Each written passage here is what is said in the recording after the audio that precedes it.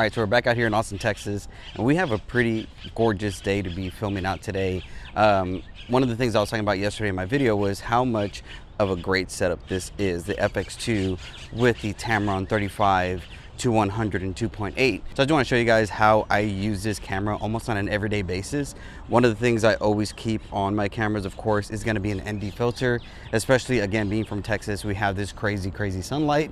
So you need the ND filter to make sure that you're going to get some good motion blur in your videos, but at the same time that it takes away any glare or reflections from the buildings, water, and all that kind of stuff. So one thing I often tell people when it comes to photography, and especially videography, and you will see this in every video, photo, or anything that I take, is adding textures and layers to your video or your photos. So if I'm doing a photo shoot, drone shots, video shoot, whatever it is, and I'm outside, I want to make sure to add textures like leaves and grass, trees, you know, all these kind of things that kind of add more elements to the shot and make it look more cinematic, make it look more professional.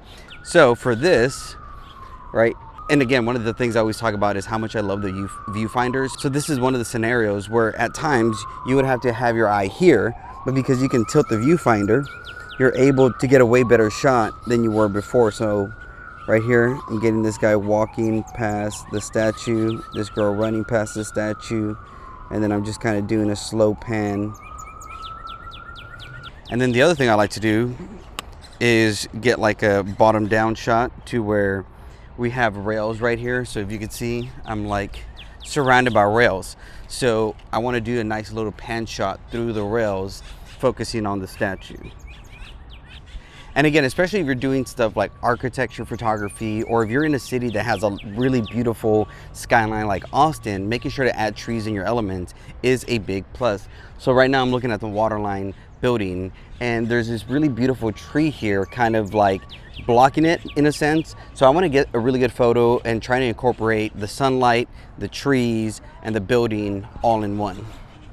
The thing that I love most about Austin is how, like right now it is 7:30, 8 o'clock in the morning. I got to Auditorium Shores like maybe at 7:15, and it's been packed. The parking lot was packed. There's so many people out here running, doing their thing. And so when you get that in your photography, like there's so many times I've had businesses and companies reaching out to me for my photos, for magazines and different stuff like that. And what they really want is movement in the city. They want to capture the vibe of the city. They want to show people what Austin is truly like. And to me, this is Austin all the time. People running, people rowing, people just out having fun, soaking up the sun, playing with their kids, being outdoorsy. And so this is the elements that you should be capturing in your photos and in your videos. Now, it is a little weird, right? People see you taking pictures and think it's weird and all that kind of stuff. But at the end of the day, this is your profession and you should be good at what you do. And so adding these kind of elements, getting these layers, like I said, we have the foreground of the grass and the gravel and the people running and the trail, but then in the background you have the building that we're focusing on, which is the Waterline building. But then we're gonna add other elements like the trees and the flowers and the leaves, and all these things come out to making a beautiful, perfect shot. And now again, one of the big reasons why I love having the 35 to 100 is in a world of social media, in a world of having to post all the time, in a world where you need to be getting content out constantly, having different focal lengths at your disposal as fast as possible is a necessity. And I know this because with the drone that I fly, the DJI Mavic 3 Pro, that one has the 24 millimeter, it has a 70 millimeter, and has a 166 millimeter lens. And so when I'm up in the air, I'm able to get multiple types of shots because of the different focal lengths that I'm using. So the same concept comes to when you're doing photos and you're doing videos. Like you can get the same shot in 3, 4, 5 different types of focal lengths that allow you to sprinkle different focal lengths in your content. So if you're making a video and you use your wide shots, all right, in the next video use your tighter shots or your mid shots.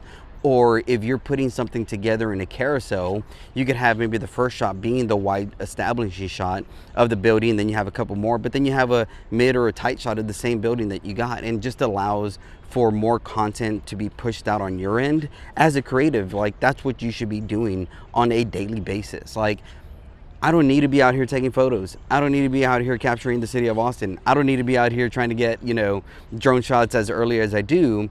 But I do know the power of social media And if you just put your work out there, you show people anything. Like there's sometimes I just post static drone shots and people will hit me up and be like, yo, what do you charge? What's your availability? Hey, we got this thing coming up. We got that thing coming up. And so just posting constantly on your social media, even if it's a one video or carousel, whatever it is, can get you noticed by the kind of clientele that you want to work with. Now, one of the things that I really appreciate about the 35 to 100 is that it is a fixed aperture. It stays at 2.8 the entire time. And as a videographer, that's one of the reasons why I avoid zoom lenses so much, is because they usually have a change in aperture. They'll go from like 2.8 to 5.6 or something like that.